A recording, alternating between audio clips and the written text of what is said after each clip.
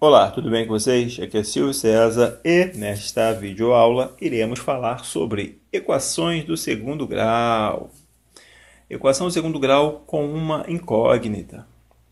Você deve ter visto nos anos anteriores que as equações do primeiro grau com uma incógnita são sentenças matemáticas expressas por uma igualdade em que há, pelo menos, um termo desconhecido. Lógico, a incógnita. Na equação do primeiro grau, essa incógnita tem grau 1, ou seja, está elevada à primeira potência. Tranquilo? Mas, desta vez, nós não iremos trabalhar com equações do primeiro grau, e sim do segundo grau. Mesmo assim, vale ressaltar e mostrar alguns exemplos. Tipo, se eu tenho lá x mais 5 é igual a 12. Isso é uma equação do primeiro grau. Beleza? Porque o x, que é a minha incógnita, está elevado à primeira potência, elevado a 1. Então, é uma equação do primeiro grau. 2x menos 3 é igual a x mais 12. É uma equação também do primeiro grau, porque o x, que é a minha incógnita, está elevado à primeira potência.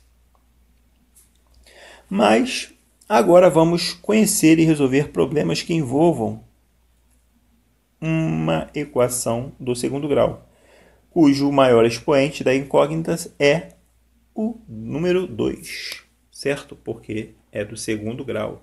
Então, vamos lá.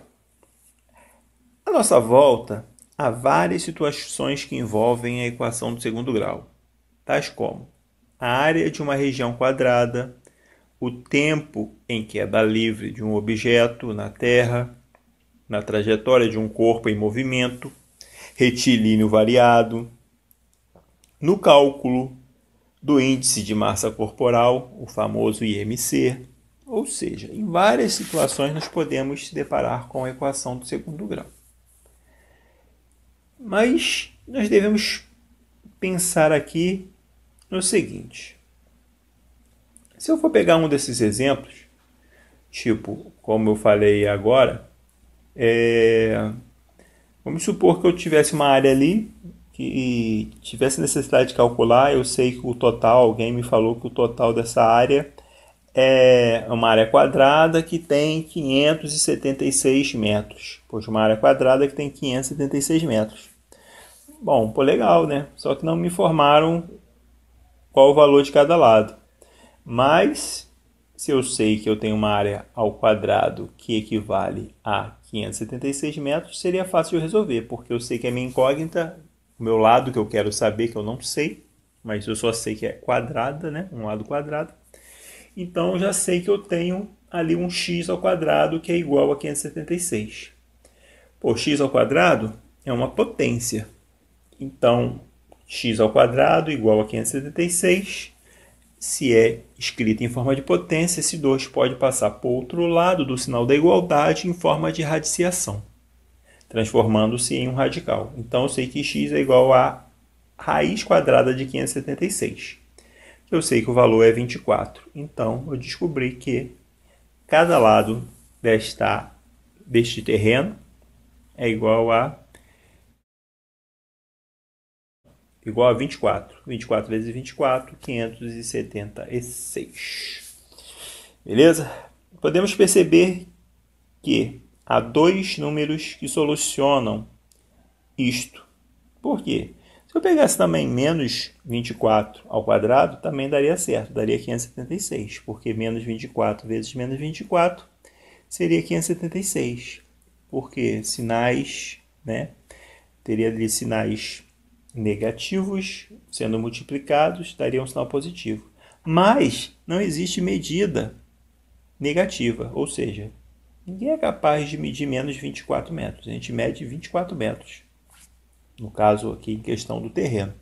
Não tem como eu falar que eu andei menos 2 passos. Eu andei 2 passos. Eu andei 2 metros. Não tem como eu falar, eu andei menos 2 metros. Não tem como, você andou 2 metros.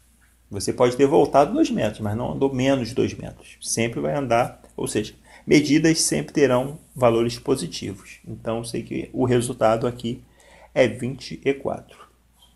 Beleza?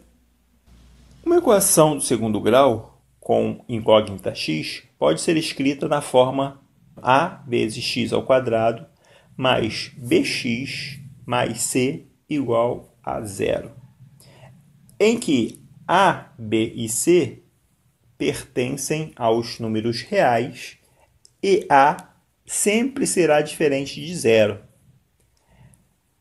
A igualdade a vezes x ao quadrado mais b vezes x mais c igual a zero é a forma reduzida da equação do segundo grau. Bom, então nós podemos observar o seguinte, que a, b e c sempre serão números que pertencem aos números reais, beleza? E a sempre tem que ser diferente de zero, porque se o a acompanha o x, que é o coeficiente ali está sendo elevado ao quadrado, ou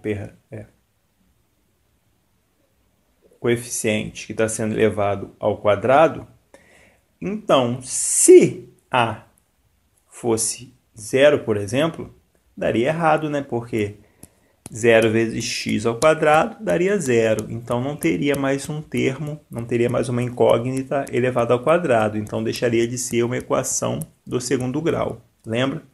E tem que ter grau 2. Então, o a nunca pode ter o valor igual a zero.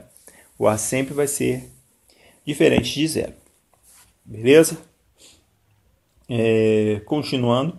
Então, na equação a vezes x ao quadrado mais b vezes x mais c igual a zero, a e b são chamados de coeficientes da incógnita. A é o coeficiente de x ao quadrado e b é o coeficiente de x. E c é chamado de termo independente, porque ele sempre será um númerozinho ali que nós identificamos logo que olhamos ele. Termo independente, ele não precisa de x nenhum, não precisa de incógnita para eu descobrir o valor dele. Ele sempre terá o seu próprio valor direto. Esse é o C, que é o termo independente. Tranquilo? Bom, algumas observações. Quando A é diferente de zero, B é diferente de zero e C é diferente de zero, a equação é chamada de equação completa. Quando C é igual a zero, o termo independente nulo. Se o C é igual a zero, o termo independente é nulo, correto?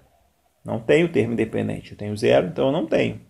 A equação é chamada de equação incompleta, da forma a vezes x ao quadrado mais b vezes x igual a zero. Beleza? Se o termo independente ele é igual a zero, então não possui o C. Então, é uma equação de segundo grau incompleta.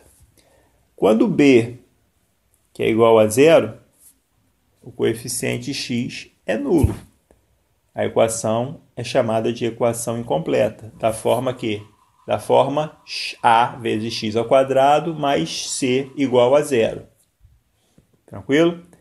Quando b é igual a zero e c é igual a zero, o coeficiente de x e termo independente nulo. De novo, o b é o coeficiente de x e o c é o termo independente. Os dois serão nulos, porque os dois têm o valor de zero. A equação é chamada de equação incompleta na forma a vezes x ao quadrado. Entenderam? Se b é igual a zero, quer dizer, o coeficiente x é zero. E se b é zero e c também é zero, então o coeficiente também, o termo independente e o coeficiente são zeros, então eles são nulos. Então é incompleta na forma de a vezes x ao quadrado igual a zero. Observação. Se a é igual a zero, o coeficiente x ao quadrado é nulo. A equação deixa de ser equação do segundo grau para ser uma equação do primeiro grau. Ou seja, ela passa da forma ela passa para a forma bx, b vezes x, mais c igual a zero. Por isso, o coeficiente de x ao quadrado tem de ser diferente de zero. Por isso, sempre o coeficiente de x ao quadrado tem que ser diferente de zero, para que continue sendo uma equação do segundo grau. Belezinha?